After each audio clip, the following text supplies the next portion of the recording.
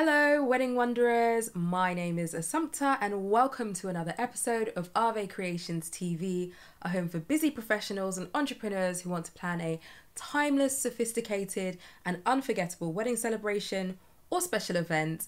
Welcome, welcome, welcome. I've got different surroundings today, still in my apartment, but just a different corner, wall.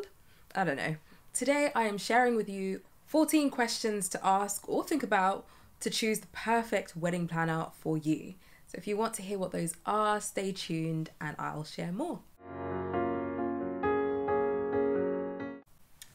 Back again. I'm going to go through these questions quite quickly, but I'll put a few snippets in, and if you want to have a written version of them, I'll leave the questions down below in the description, so make sure you go and check them out. And yeah, let's get on with it. Question number 1. What services/packages do you offer? This question is kind of self-explanatory because you want to know what you'll be getting, if it fits in with what you have in mind. So yeah, first question. Question number 2. Where are you based and are you happy to travel? The reason to ask this question is simply to know if the planner is near your venue, and even if they aren't, because you really want them anyway, and the world is such a big place now, are they open to travel? And does that come with an additional cost? Question number 3, pretty important. Are you available on our wedding day? Something you should have asked probably quite early. Let them know, or the wedding planner will ask you, because there's no point in having a whole consultation if they're not actually available on your wedding day. Question number 4, also pretty important. Actually, all of these are important. I should just stop saying that. How many weddings do you work on every year? I personally only work on 8, at a push 10, because I'm a one-man band. I do hire people in to help me when needed. I want to give the proper amount of care and attention to your wedding day, therefore I don't churn out 20, 30, 40 a year. That's just me. But it's a good question to ask, just so you know how your wedding planner is going to be spread through the year and how much FaceTime you'll get with them, or if other members of their team perhaps will be working on your wedding, or is it them specifically? Number 5, what is the investment, or how much is the investment, and how do you take payments? Do they want the payment all in one go? Do they break them down into maybe 3 payments? Is monthly an option? These are the things you need to know, because you need to know how much you're going to pay the wedding planner, especially based on your numbers, the location, so many variables. But it helps to know if you can afford them or not, if they fit within your budget, or if they're under your budget. That could be possible too, but ask the question. Number 6, do you have reviews that I can read, or a couple that I can speak to, previous couples? You want to read reviews. Even if the person is new in the industry, you want to maybe get somebody who can vouch for them if they've shadowed other planners, done some sort of qualification. You just want to have an idea that they know what they're doing and that other people were happy with the service that they received. So it helps if you can talk to other couples, other people who've worked with them, or read some reviews. If there are quite a lot of negative reviews, or reviews that are all saying the same thing, you may want to reconsider or speak to the planner about that, because it could be a malicious person. But ask these questions. Number 7, do you have a preferred supplier list, and will you, the couple, have access to it? Some planners prefer to work with specific suppliers, and you want to know if you have access to those suppliers, if those are the only ones that you can use or that planner will work with. So many questions around that, but it helps for you to be clear to know whether or not the planner will work with somebody else that you've chosen. Most planners will, but we, i.e. me, I will not be held responsible for the outcome of a supplier that you've chosen and I may not necessarily agree with in terms of their professionalism. It may not be something that you've thought of, but it's definitely something planners think of, because your wedding is one day and it is super important to us, but our business goes on hopefully for years, and we want to maintain our integrity and also work with people who have the same values as us. So that is a question that I think is super, super important. You want to know who your planner is going to work with, and if you're happy to work with those people too. If it is a set number. Oh, something else. I don't personally take kickbacks.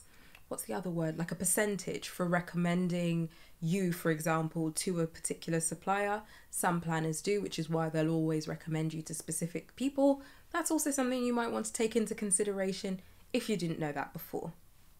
Number 8, do you have staff? I mentioned this a little bit earlier. Personally, I don't have full-time staff, but I do have ad hoc people that I'll hire when I have bigger events and I need more people on hand. It depends on what you've hired me for because I do styling as well. But, no but, just yes. Asking if they have staff is great to know, especially if you're having a larger event. You want to know how the planner is going to cope because they cannot be everywhere at the same time, so they'll need people to help. That is an important question. They're all important questions. Number 9, what happens if you get sick? You, me, if I get sick. I can tell you what happens if I get sick. It's never happened so far, but there is a contingency. I'm friends with a number of planners. I would be able to call on one of them to manage your wedding day at no extra cost to you. Even if it costs me extra money, I would go the extra mile to do that. But it is something I've thought about personally, because if having been married myself, it's something that I considered then. I planned my wedding myself, but I did hire a coordinator and she had a team of people.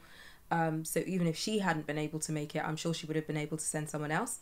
But it's something you need to ask your planner if they've thought about it, because some people haven't. And you want to know, because if this year has taught us nothing, 2020, depending on when you're watching this, you always need a plan B, C, D, E, F, G, H, I, J, K, L, M, N, P. Whatever, but you get the point. Number 10. How much involvement do you have? Or do I have?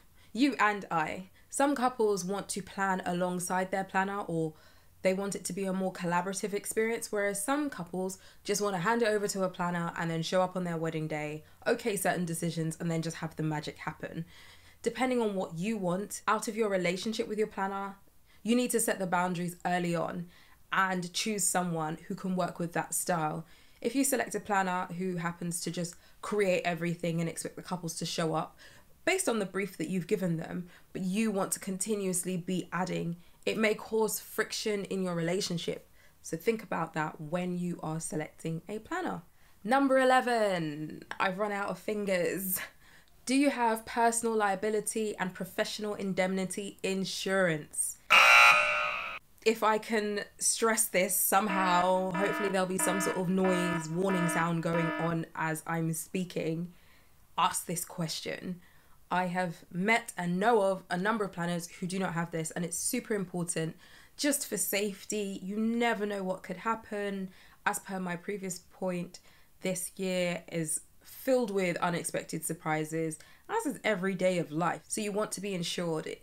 Insurance can be inconvenient. We pay it because we're hoping we'll never need it. But something that's super important to me, if you know nothing more about me, I don't think I've ever done an about me. That video has to come soon. But I studied law initially and I worked in criminal law before, many moons ago. So that side of me kicks in. You need insurance and contracts. That's the other thing. Don't hire a wedding planner or coordinator without a contract. Now on to 4 questions you need to ask yourself before hiring a planner. The first one is, do you like them and their personality?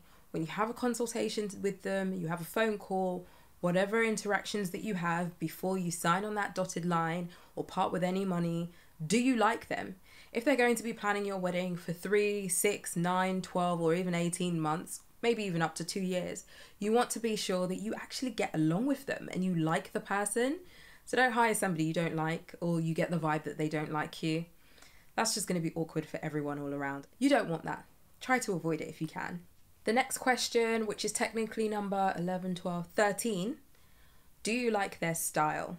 And I don't just mean their design style. Well, that's probably the most important part of it. Do you like the weddings that they show on their social media, on their website, the shoots that they've done? If they're brand new, what can they show you of theirs, or the weddings that they've worked on, possibly shadowing somebody?